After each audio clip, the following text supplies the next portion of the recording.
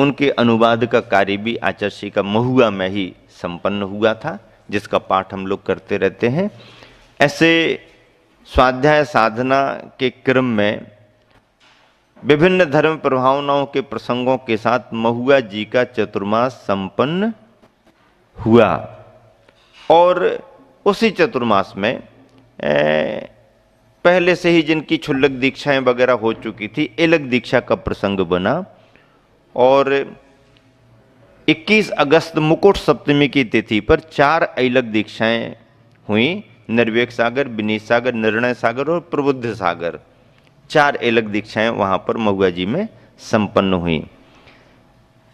महुआ जी का चातुर्मास संपन्न होने के बाद आचार्य श्री ने अब लक्ष्य बनाया गिरनार यात्रा के विहार का।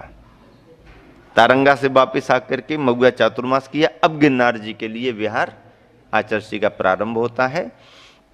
लोगों को अनुमान लग गया था और बाबूजी ने निवेदन भी कर दिया आचार्य श्री को कि आचार्य श्री आप गुजरात में आए हैं, एक भावना तो हमारी पूरी हो गई कि गुजरात में ही आपका चतुर्मास हो गया, दूसरी भावना भी पूरी हो गई कि सूरत के निकट महुआ क्षेत्र पर आपका चतुर्मास हो गया, तीसरी भावना और हमारी पूरी हो जाए, वो निवेदन ये है कि आप गिरनार यात्रा करें और मैं आपके पूरे संघ की जितनी समाज भी जाना चाहे, हम पूरी समाज की संघ सहित गिरनार यात्रा कराएंगे।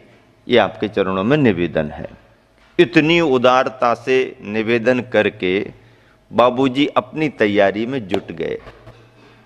समय आया, आचार्य श्री का विहार हुआ और संघ के साथ त्यागी वृत्तियों को भी आचार्य श्री जो संकोच कर रहे थे संकेत देने में कि इतना लंबा विहार, अपरिचित इलाका, जैन समाज के गांव कम है, तो संघ तो ठीक है, बाकी ये त्यागी वृत्ति और ब्रह्मचारी लोग तो फिर भी ठीक है, संघ के साथ सेट हो जाते हैं। ये आश्रम की बालिकाएं, बहनें, ब्रह्मचारिणियाँ ये कैसे विहार करेंगी? तो आचार्य श्री ने इन लोगों को संकेत दे दिया था कि आप लोग विहार में नहीं रहना, आप तो सीधे यात्रा करने को चले जाना, आप तो गाड़ी वाले हो, आगे पीछे चले जाना।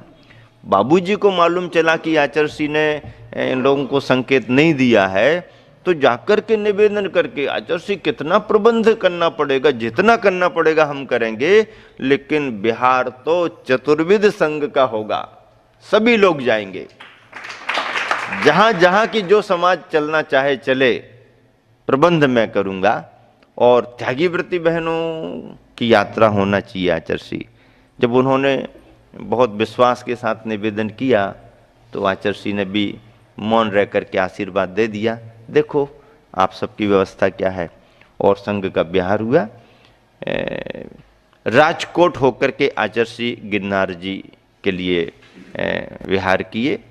राजकोट आदि स्थान आप जानते ही हो, लेकिन आचार्य श्री को क्या फर्क पड़ता है, कोई भी इलाका कैसा भी हो, तत्व जिनके पास है, साधना स्वाध्याय जिनके पास है, उनको कहीं कोई फर्क नहीं पड़ता। और ऐसा करते हुए राजकोट की ओर विहार हुआ। राजकोट आदि की समाज पहले से आचार्य श्री से परिचित थी और वहाँ की 3 बहनों ने, बाल ब्रह्मचारिणी बहनों ने, जो कि सभी अच्छी पोस्ट पर थीं, बैंक में मतलब मैनेजर जैसी पोस्ट पर थीं, और तीनों बहनों ने आचार्य श्री के चतुर्मासों में आकर के बार बार स्वाध्याय करके आजीवन का व्रत ले रखा था। वो आचार्य श्री को ख्याल में भी था, और भी समाज बंधु वहाँ से आते रहते थे। तो राजकोट होकर के आचार्य श्री का विहार हुआ। राजकोट में आहारचर्या भी उनके यहाँ पर संपन्न हुई, बहनों के यहाँ पर प्रवचन आदि का लाभ भी सभी ने लिया। मूल मंदिर में जो मंदिर वहाँ पर संघ विराजमान हुआ।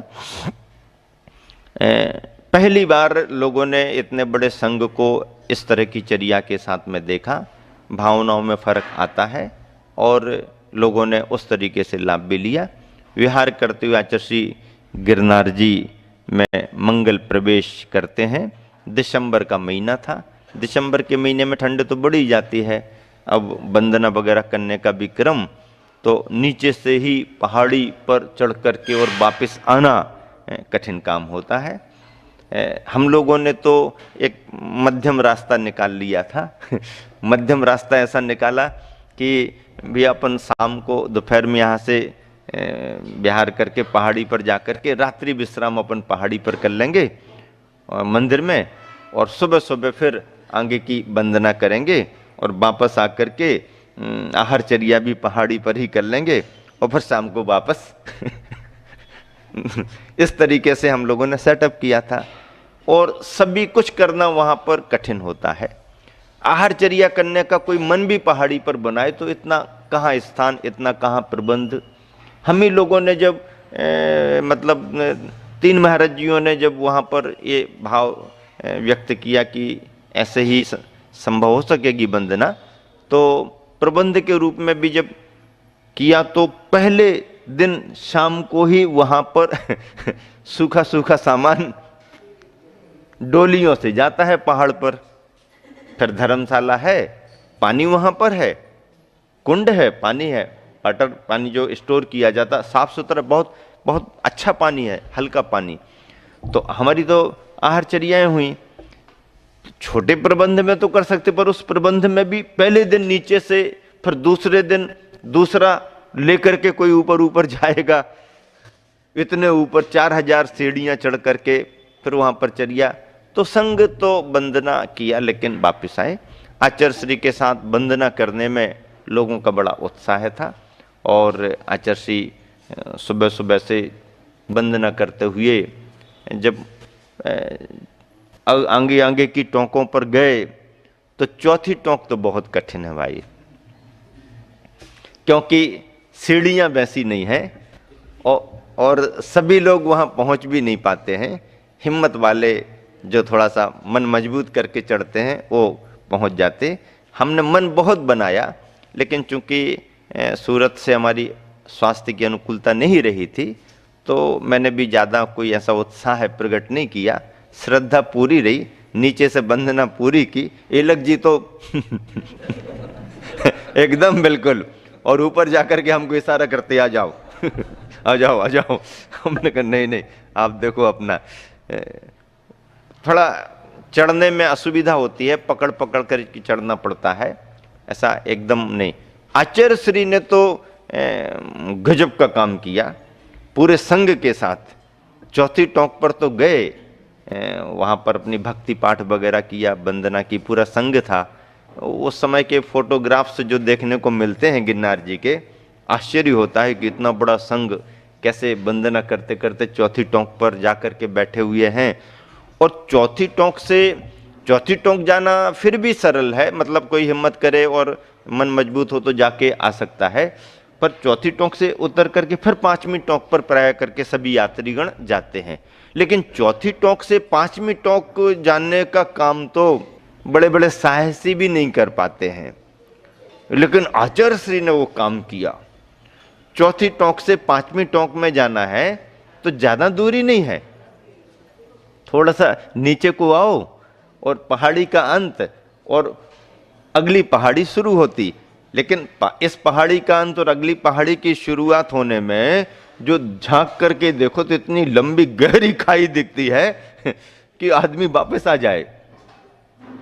गहरी खाई बहुत है, पर है इतना कि यदि कोई थोड़ा सा अभ्यासी है या थोड़ा सा हिम्मत वाला है तो जरा ऐसा करके ऐसा निकल जाए तो थोड़ी सी छलांग जैसी लगाएगा और 5वीं टोंक आ जाती है। अब वो चौथी से 5वीं टोंक की दूरी ज्यादा नहीं है, लेकिन ऐसे ही समझ लो कि सरवार सिद्धि और सिद्ध सिला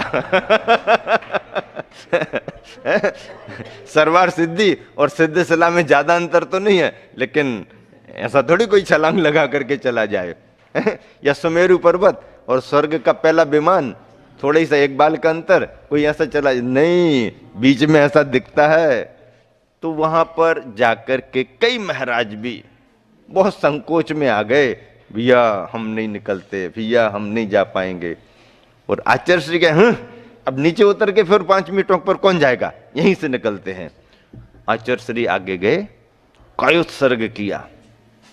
संघ के महाराज भी आचार्य श्री अपन आचार्य देखते देखते देखते, और ऐसा करके आचार्य श्री ने कायोत्सर्ग किया और अंदाज लगा लिया, देख लिया, और कई लोग निकलते भी रहते हैं वहां से, ऐसा रास्ता भी है जो निकलते वो निकल भी जाते हैं।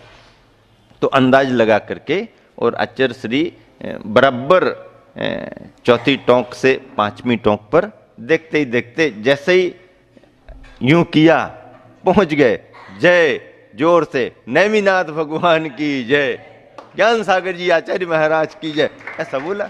आचार्य श्री का तो मंत्र है, तीर्थंकर भगवान और गुरुवर आचार्य ज्ञान सागर महाराज की जय। जैसे ही बोला तो महाराजों में अब हम भी, फिर महाराज धीरे धीरे करके एक दूसरे को, लेकिन पकड़ करके नहीं, छोड़ करके, स्वाश्रित होकर के, और संग अधिकांश महाराज जी वगैरह आचार्य श्री के साथ चौथी टोंक से पांचवी टोंक पर पहुंच गए। पांचवी टोंक पर पहुंचने पर थोड़ी सी व्यवस्थागत असुविधाएं तो होती हैं, क्योंकि पंडे पुजारी तो पहले ही से बैठना शुरू कर दिए थे और वो चरणों को ढक करके भी रखते हैं। ये तो सभी समय पहले से होता रहा, पर आचार्य श्री के संग के पहुंचने पर स्वाभाविक कुछ फर्क तो आता है। और ऐसा बताते हैं महाराज जी वगैरह कि उस बाबा ने संग को देख करके चरण पूरे तो नहीं खोले, लेकिन थोड़ा खोल करके और दर्शन करा दिए। आचार्य श्री ने कुछ कहा नहीं, संग ने भी, आचार्य श्री ने पहले से संकेत दे दिया था अपन को वंदना करनी है, सिद्ध भूमि पर आ गए, जो मिले ठीक, नहीं मिले ठीक। ऐसा करके फिर जब आचार्य श्री निकल गए, कुछ कहा नहीं, तो उस बाबा को भी लगा कि इन्होंने तो कुछ कहा ही नहीं कि और खोलो, कि ऐसा करो, कि वैसा करो, दिखाओ, कोई बात नहीं। आचार्य श्री अगले दिन भी वंदना करने को गए, तो इस बार तो वो पहले ही से साफ करके बैठ गया और कहने लगा आइए। तो अच्छा नहीं नहीं नहीं, ठीक ठीक ठीक। आचार्य श्री दूर ही बैठे रहे, नहीं नहीं नहीं, ठीक ठीक ठीक ठीक। दर्शन वंदना हो गई और भगवान तो ऊपर हैं, बस हो गया काम। ऐसा करके सौहार्द से बिना किसी चर्चा वार्ता के आचार्य श्री ने वंदना की, परिक्रमा लगाई, बैठ के अपना जो भी ध्यान भाव करना वो किया। और वहीं पर कुछ क्षुल्लक जीवों के लिए एलक दीक्षा भी प्रदान कर दी गई। एलक दीक्षा में करना थोड़ी कुछ पड़ता है, बस दुपट्टे ही तो अलग करना है, कटोरा तो नीचे रखा है कटोरा थोड़ी पकड़ के थोड़ी रखते हैं, दुपट्टे ही तो है। हाँ हाँ हो गया, कर लो का सर्ग, चलो। तो ऐसे 5 एलक दीक्षाएं 19 दिसंबर को गुरुवार का दिन था और तिथि भी बहुत पावन थी, मक्सिर शुक्ला दशमी। और मक्सिर शुक्ला दशमी महावीर भगवान की तप कल्याणक है, तप कल्याण या माघ बदी दशमी, हाँ माघ के महीने में तो है, अब बदी है कि शुद्धि है, मक्सिर शुद्धि दशमी आई, हाँ तो ऐसा शायद महावीर भगवान का दीक्षा कल्याणक ही रहा होगा। तो ऐसी शुभ तिथि में, और शुभ तिथि तो ये है सो है ही, कल्याणक तिथि रही तो और ही शुभ है। कल्याणक तिथि ना भी हो और यदि साधक के मन में संयम लेने के भाव और गुरु के मन में दीक्षा देने के भाव आ जाएं, तो सारी तिथियां अपने आप में शुभ और पवित्र हो जाती हैं। फिर नेमिनाथ भगवान की निर्वाण स्थली है, 5वीं टोंक, ऐसी निर्वाण स्थली सिद्ध क्षेत्र गिरनार जी, जिसका मूल नाम ऊर्जयंती गिरी है, ऐसे टोंक पर 5 एलक दीक्षाएं, प्रशस्त सागर जी, प्रवचन सागर जी, पुण्य सागर, पाय सागर, प्रभाव सागर आदि क्षुल्लक जी जो पहले से थे, एलक दीक्षा हो गई। अच्छे तरीके से गुरुवर की वंदना संपन्न हुई। प्रवास भी आचार्य श्री का नीचे धर्मशालाओं में रहा, पंडित जी की धर्मशाला में ही प्रवास था, वहीं से वंदना करने में निकटता पड़ती है और अक्सर करके लोग इसलिए वहां रुक जाते हैं कि सुबह से वंदना करने में, अब प्रबंध भी हो गए और भी अन्य अन्य स्थान तैयार हो गए, लेकिन उस समय स्थान वगैरह कम थे। इस तरह से आचार्य श्री की गिरनार यात्रा में गिरनार जी की वंदना, गिरनार जी सिद्ध क्षेत्र अपने आप में प्रसिद्ध स्थान है, तीर्थंकर की निर्वाण स्थली है, नेमिनाथ भगवान की दीक्षा स्थली भी शेषा वन के नाम से प्रसिद्ध है। सहसा वन, सहस्राम्र वन मूल शास्त्र का नाम है। वो सहस्राम्र वन होते होते सहसा वन और शेषा वन के नाम से भी जाना जाता है। वहीं पर रेवतक गिरी पहाड़ियों में नेमिनाथ भगवान को दीक्षा के बाद में साधना करते हुए केवल ज्ञान की प्राप्ति भी हुई। और ये गिरनार की चोटियों में ये उर्जयंत गिरी, समंतभद्र महाराज जी ने भी इसका बहुत अच्छे से उल्लेख शंभु स्तोत्र में नेमिनाथ भगवान की स्तुति करते हुए लिखा है। तो ऐसी गिरनार जी की वंदना, सिद्ध क्षेत्र सिद्ध भूमि की वंदना और बड़ी तीर्थ यात्रा के रूप में आचार्य श्री की ये यात्रा अपने आप में अविस्मरणीय है। गुरुवर आचार्य श्री भी जब कभी भी अनुकूलता या प्रसंग बनते हैं, यात्रा के संस्मरण अवश्य ही सुनाते हैं। सर्दी गर्मियों की परेशानी तो यात्राओं में होती ही रहती हैं, पर बड़ा लक्ष्य लेकर के कोई आचार्य संघ आगे बढ़ता है तो ये सब गौण हो जाती हैं और उस समय की प्रभावना और साधना का वातावरण मुख्य हो जाता है। ऐसा करते हुए गिरनार जी की वंदनाएं करके, प्रवास करके, प्रभावना के कार्यक्रम करके, वहीं गिरनार जी की निर्वाण स्थली पर आचार्य श्री ने जीव दया अहिंसा के रूप में अपने प्रवचनों के माध्यम से पहला शंखनाद गिरनार जी की तहलटी में किया।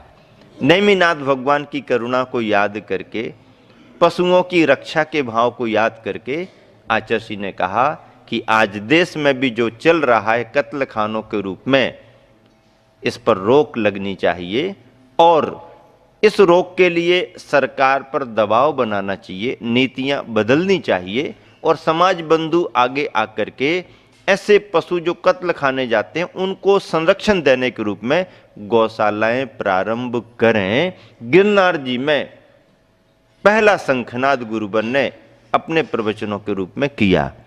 परिणाम वहीं से निकलना शुरू हो गया और लोगों में उस कार्य को करने की हलचल शुरू हो गई। गिरनार जी से विहार करके आचार्य श्री अगला लक्ष्य लेकर के आगे बढ़े और विहार करते करते सूरत नगर की ओर विहार हुआ। सूरत नगर में एक आहुरा नगर है। आहुरा नगर में मंदिर बनकर के तैयार हुआ था।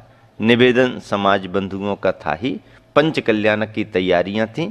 आचार्य श्री को सूरत के लिए थोड़ा समय देना ही था, क्योंकि इतना लंबा प्रवास तारंगा महुआ जी का होने के बाद सूरत की समाज जो लाभ लेती रही वो छूट जाए तो ये भी ठीक सा नहीं। इस भाव से आचार्य श्री सूरत की ओर विहार किए। पंच कल्याणक अच्छे तरीके से प्रभावना पूर्वक संपन्न हुआ। समाज ने बड़ा धर्म लाभ लिया और एक दिन सुयोग ऐसा बना कि आहुरा नगर से ही आचार्य श्री अंजुली लेकर के